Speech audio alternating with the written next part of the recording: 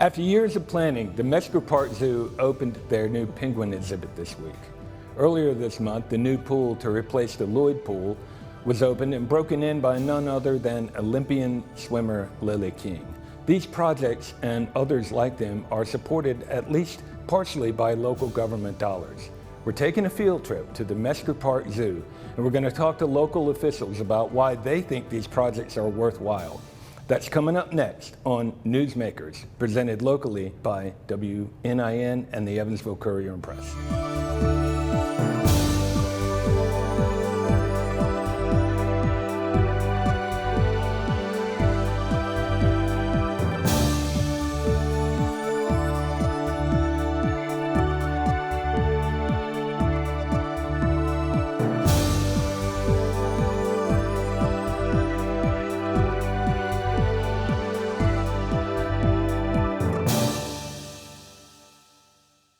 On behalf of the Evansville Regional Economic Partnership and the Ambassador Group, we would like to congratulate the Kinney family and all of Evansville on the new Penguins of Patagonia exhibit.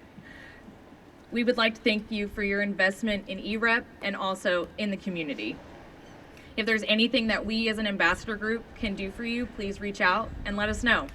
And on that, let's cut a ribbon. I will count you down and you'll cut on 3. Ready? 1, 2, 3. Welcome to the show. I'm here with Eric Beck, director of the Mesker Park Zoo, and these lights are bright, but we're going to soldier on. Eric, tell us about this habitat and tell us how long did it take to get it up and running, and what was that like? Sure. So we brought a little piece of South America right here to Evansville, Indiana, and you can imagine that takes quite a long time. I always tell people it takes a lot of effort to make things look natural. So that effort started in the planning stages way back in 2014-15, just to have the idea of let's do a penguin exhibit at Mesker Park Zoo. What kind of species of penguins would it be? What's a good fit for us? All the way into design, and we started constructing this project right at the beginning of March of 2020. So right as the pandemic hit, we were under construction and been building it ever since, and opened this week, October of 2021. Well, these penguins, they must have personalities, right? They do, and it's amazing to watch them really get into the habitat, which the habitat was designed to really encourage natural behaviors from them, whether it's diving or porpoising behaviors. We have bubblers in there. But the personalities you mentioned, yeah, they have some pretty unique names too. Everything from something as benign as Bill the penguin, all the way to a more South American vibe of Carlito. And yes, they're definitely leaders of the pack. They hang out together as one group, as a flock or a colony. But they're definitely leaders of the pack. They're the ones with the personalities. They're the one that try things for the first time. And it's really fun to watch the people connect to the animals, but it's also just really a great time just to watch the animals. The penguins are always active. They're always engaging, and it's a really fun exhibit. I like Bill the penguin. That's a great name. Right. So what do you think people are going to find most surprising about these penguins? I think people are going to be surprised, that it's outside. You go to some zoos and the penguin habitat might be inside only, and that's for different species of penguins that are only found in Antarctica, where it's cold, very cold all the time. This species goes all the way up the South American coastline to Peru and Chile. So even outside in our summers here in Evansville, they'll be right at home. The water is cold. So I think people will learn a lot of things maybe they didn't know about penguins starting their journey. What kind of public support did you receive for the Penguin Project? That's a great question. So really this has been a project that had support through the administration and city council. And they funded about half of this project going in, and including design and construction. And then the other half of the project we went out and fundraised for. So we've been raising money for Penguins of Patagonia for some time, and still working on raising money for this project. Well, I was going to ask you how important it is that local officials support this project, but what you just told me leads me to think you couldn't have done it without that local funding support. We could not have done it without that local funding support. It is key. And whether that is through the city of Evansville, through the casino revenue that they receive, to support this project, all the way to the Indiana tourism dollars that we received. And then the Visitor Convention Bureau has been a huge partner for us to help bring attractions like Penguins of Patagonia to Evansville. This is really going to help not only with our attendance, but also as an economic tourist driver for the community.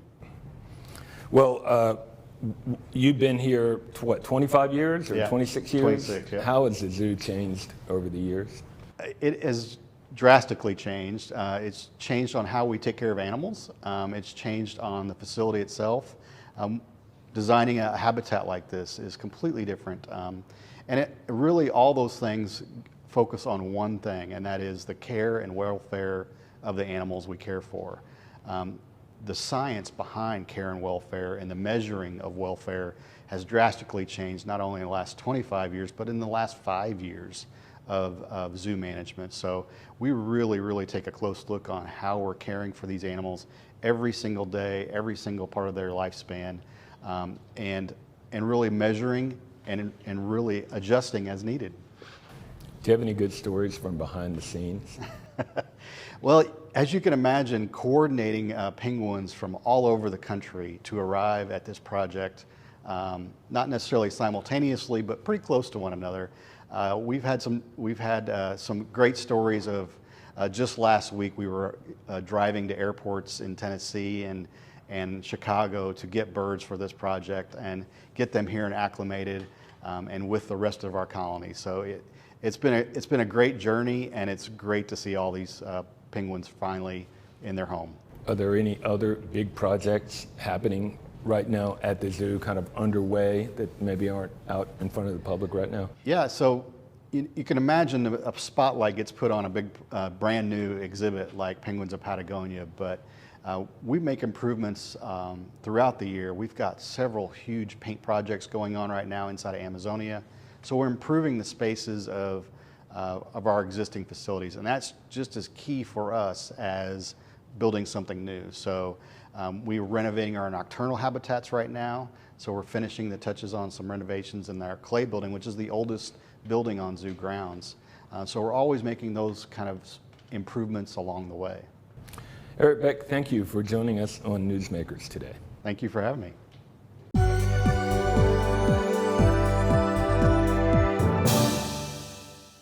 Here's a look at the new pool facility near Bosse Field and Garvin Park. We're here. We did it. Those are the words of four-time Olympic gold medalist and Evansville native Lily King as her and other officials celebrated the opening of the new Deaconess Aquatic Center October 1st. King went on to note just how special the center is. I don't know if you guys realize this, but there are D1 powerhouse colleges that don't have a facility like this. Most of them don't have a facility like this. Mayor Winicky explained the importance of the new attraction and what it could do for the area. We wanted a state-of-the-art competition pool for swimming and diving, a facility that would attract new events to our region. We've done that. My friends, the Deaconess Aquatic Center will unquestionably change and improve the quality of our life in this region for decades. As the city looks forward to those new events, one meet is already set. The Lily King competition pool at the Deaconess Aquatic Center will host the 2026 Division II National Swimming and Diving Championships, and we think we have more announcements to make in the not-too-dear future. And more than just a place for competition, Winicky touted other expectations for the facility. We wanted a recreational pool for swim lessons and therapy. We envisioned a pool where kids from the Dream Center right across the street and kids from all across the city could come and learn an important lifetime sport. Before taking to the newly opened Olympic-sized pool, the gold medalist said what was most important about this new opportunity. Most importantly, I am so beyond excited for this group of swimmers to be able to experience this pool. I'm really excited for the future of swimming in Evansville, and not just of competitive swimming, but lessons and recreational swimming, and being able to introduce aquatics to a much broader audience.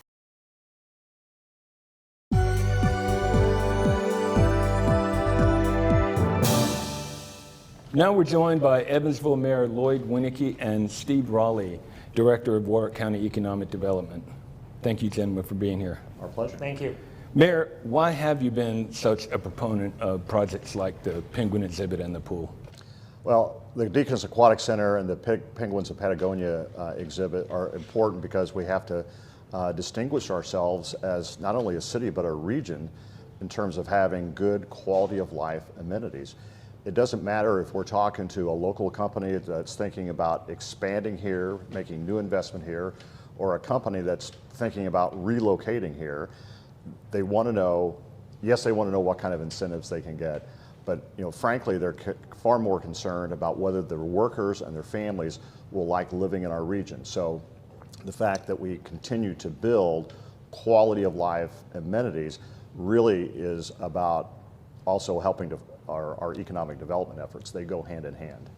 Steve, we talk about how these projects are good for Evansville. How do you see them being good for the region? They're fantastic for the region. I think all of these projects complement our region, and for us to be successful, we have to think regionally.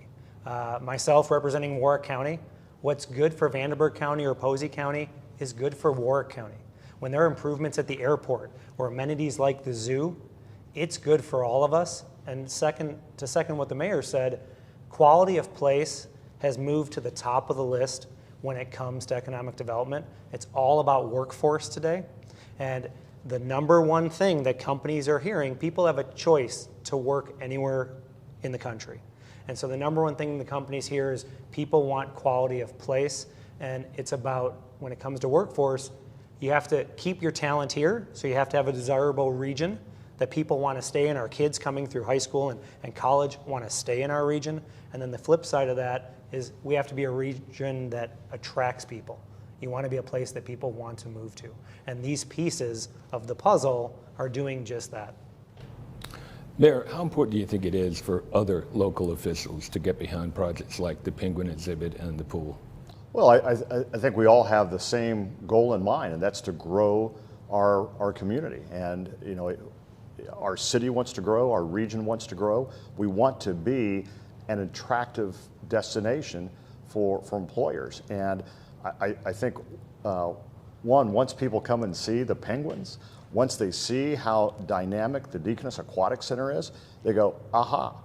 And to know that the NCAA Division II National Swimming and Diving Championships are coming to Evansville, we'd never get a sniff at that because there was not a facility in our region that could house that or that could host it. So all that means, it's like bringing the Division II basketball championship, the Elite Eight here. It's like bringing the Ohio Valley Conference championships. It's like bringing the cross country, the NCAA Division II and Division III cross country championships here. All those visitors, their teams, their support staffs, the coaches, the fans, the families, all stay in hotels, they all eat out, it all helps grow the region, and it puts our region on a map with those visitors that maybe have never heard of Southwest Indiana. So I think once, and candidly, I don't know of many office holders or officials who are just vocally against the stuff we've done. So I don't know that there's much pushback, but I think the proof is in the results and the reaction. And when you come to the zoo and you see and hear the reaction of kids watching these penguins, you step back with, that's worth the years of planning. I hadn't planned to ask you this, but what was your first impression that went through your mind when you met these penguins? Well, let's see. They were so, I don't want to use the word cute. They were cute, but they were so active. Yeah, they were really active. And it seemed to me that when I was watching a bunch of young people, they were interacting directly with some of those young people through the glass. And that was really cool to see. Good. Well, Steve, what are some of the other big attractions that are underway in Warwick County? Freedman Park? Freedman Park has been fantastic. The county's put a lot of time and effort into it. It's been fantastic for our community and for our growth. Getting back to quality of place, since we put that park in and we've connected it via trails to our other parks and our schools, right in front of that park, which used to be just agricultural and prairie fields, there are 1,300 brand new single family homes, and they're not maybe the closest place to where everyone works. They're not the closest place exactly in our community to the interstate. but they are the closest place to this quality of life that everyone's looking at. So we've had Freeman Park, the event center, and something that's been in the news that's on the horizon is we are in the due diligence phase. So we just cut the ribbon, the community did, on the Penguins and the Aquatic Center. We're on the front end of the timeline on an indoor sports complex of 230-some thousand square feet of turf, court, and indoor track space that will be one of these amenities, as the mayor discussed, that not only benefits our community and that the folks that already live here and the youth and the athletes that are here get to use, but also allows, like Eric Marvin and the Evansville Sports Corp, to market this for regional and national events, puts us on the map, and this indoor sports complex does a really nice job of complementing what the region's already done with the Aquatic Center, the basketball at the Ford Center, the softball out at Deaconess Sports Park. It's another amenity that complements all of those and adds a wider range of events and people that we can bring into our region. Well, how often, this is a question for both of you, how often do two neighboring communities find themselves competing for projects to be placed in one or the other? You know, that's hard to say because, you know, the state sort of acts as the big game hunter, if you will, and when they have prospects, they sort of parcel them out to regions of the state. And you know, there will be times when the city of Evansville does not have the land that a Warwick County have or a Posey County may have. So, but a company may decide on Warwick County, but they understand that the greatest number of cultural amenities are in Evansville, and hey, guess what? It's really an easy drive. So while we may compete, there are some things that we sort of, I hate to say we're self-selected out, but we're disqualified from immediately based on the requirements of a specific company. So I don't think we're actually competing head-to-head all that often. I would second that. I think there are times when it just naturally it does happen. So there is, but I think all of the leaders in our region, through elected officials, through the new EREP board and organization that was formed, we know that at times we may compete for little things, but the big picture, we collaborate. So competition doesn't seem to be a problem in my mind, because 95% of the time we work well as a region. We've been doing it for years. And as the mayor said, Toyota making a great announcement and an investment in Gibson County is good for Warwick County. People that live in Warwick County work at Toyota. And so it's a positive thing for our region. We do interact really well, and we are a region where you can get anywhere in 20 minutes. Yeah. Well, these projects are also sponsored by corporate sponsorships and donations and people seeking naming rights. How much do local governments contribute as a piece of the pie? And this is for both of you. Well, I guess it depends on the project, the size of the project. The Deaconess Aquatic Center was a $30 million project. We raised probably 5 or 6 million, going from memory here. But the Penguins of Patagonia exhibit, the Kinney family gave a generous amount, and so the city is paying for half of this $7 million project, and the Zoological Society is raising another half. So it just kind of depends on the size, but I think what's clear and really important is we can't do these projects alone. We have to have corporate support, we have to have the help of family foundations, just families who say, you know what, I can give $1,000 or $5,000 to see the Penguins.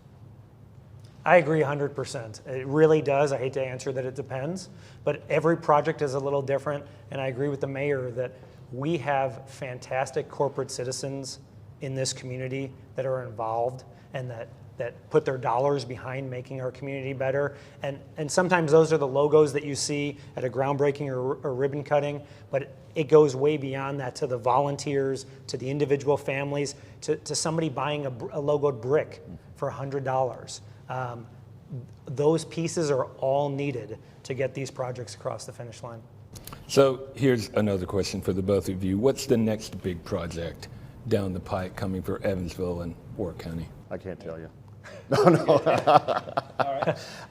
You know, we're really excited. I think Steve will probably start his answer probably the same way. We're excited about the Ready Grant opportunity.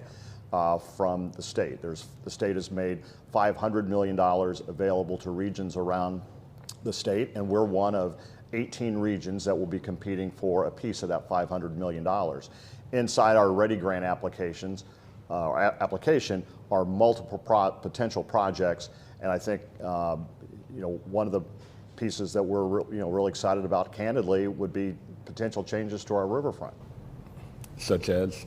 Such as change in traffic patterns, new developments along the riverfront that would really align with what we heard from our latest downtown master plan, which was people wanted to see more activation along Main Street. We're doing that and have done that, and they want more activation along the riverfront. So it's called River Vision, and we have a long way to go. Right now it is a vision, and so that would be the next sort of big thing that we're working on right now. Long way to go. We're talking years. Yes. Yeah. Steve? I would say that I would second that again. Obviously, the sports complex that we talked about is a big project for Warwick County, and so that's kind of next in the pipeline. But if you look at that Ready Grant application, there are fantastic and transformative projects in all 4 of our counties. And going off the success that our region had getting back to collaborating with the Regional Cities Grant, this is kind of a version of that with money coming from the state that is a piece of the puzzle in funding some of these transformative projects. I know the success that we had in regional cities, we're going to have that same success with the Ready Grant, and I think all of us are excited to get started on it. Mayor Lord Winnicky, Steve Raleigh, thank you for joining us on Newsmakers. My pleasure. Thank you.